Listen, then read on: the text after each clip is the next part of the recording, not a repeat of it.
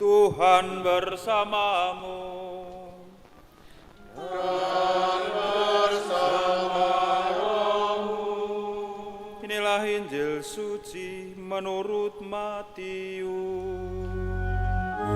Dimuliakanlah Tuhan.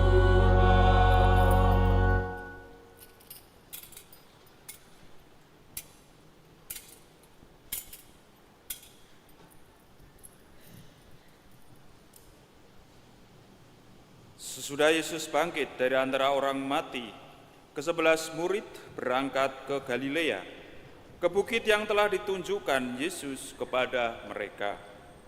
Ketika melihat Dia, mereka menyembahnya, tetapi beberapa orang ragu-ragu. Yesus mendekati mereka dan berkata, "Kepadaku telah diberikan segala kuasa di surga dan di bumi.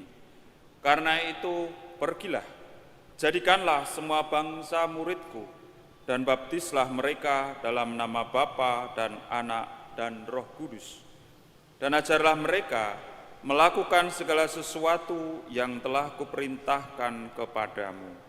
Dan ketahuilah, aku menyertai kamu senantiasa sampai akhir zaman." Demikianlah Injil Tuhan. Terpujilah Kristus.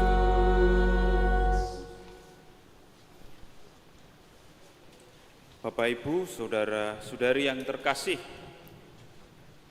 peristiwa kenaikan Tuhan itu kerap kali digambarkan dalam lukisan atau gambar-gambar yang indah.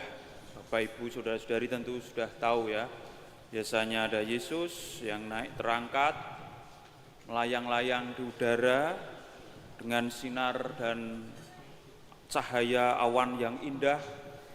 Lalu di bawahnya itu para murid yang memandang dan menyembahnya. Saya mencoba browsing apa ada gambar lain ya yang menunjukkan peristiwa kenaikan Yesus ini. Ternyata hampir tidak ada. Semuanya sama seperti itu. Jadi gambar lukisan ini tentu amat artistik, sangat indah. Dan juga mau menunjukkan kedekatan dan perpisahan antara Yesus dengan murid-muridnya. Tetapi juga bisa menimbulkan beberapa pertanyaan. Misalnya ya, saya itu sering merasa ya, apakah naik itu yang dimaksud seperti ini ya? Naik, peristiwa kenaikan secara fisik, Yesus yang terbang ya. Dulu waktu kecil saya itu sering bayangkan, apakah ini seperti Superman gitu ya, naik ke atas. Lalu juga kata naik itu juga punya banyak makna tentunya. Bisa secara fisik naik ke atas, seperti kita naik tangga ke lantai 2. Tapi juga kita bisa bertanya apakah surga itu berarti hanya ada di atas? Atau naik juga bisa dipahami seperti naik kelas ini ya. Nanti mau akhir semester ini biasanya naik kelas, naik tingkat. Dan naik level barangkali. Mau menunjukkan Yesus itu sudah mulia, sudah di surga bersama Bapa, berbeda dari hidupnya dulu sebagai manusia di dunia. Ada banyak pertanyaan dengan gambaran atau dengan perayaan peristiwa Yesus naik ke surga ini.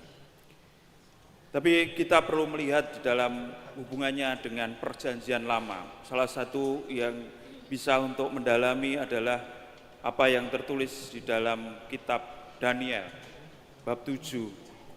Nabi Daniel mengalami penglihatan, dan di dalam penglihatan itu dituliskan bahwa ada kedatangan seorang seperti anak manusia yang nampak dari awan-awan langit dan diberikan kepadanya kekuasaan dan kemuliaan sebagai raja.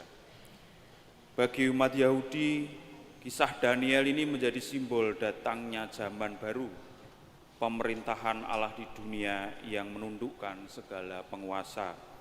Maka gambaran Daniel ini dipakai oleh penginjil untuk menggambarkan peristiwa kenaikan Yesus, yang berarti Yesus ini adalah pemenuhan nubuat Daniel sendiri tentang datangnya zaman baru. Jadi kenaikan ke surga ini tidak berarti absensi atau ketidakhadiran Yesus, tapi lebih sebagai cara kehadiran yang baru. Sebelum kenaikan, Yesus hadir terbatas oleh ruang dan waktu.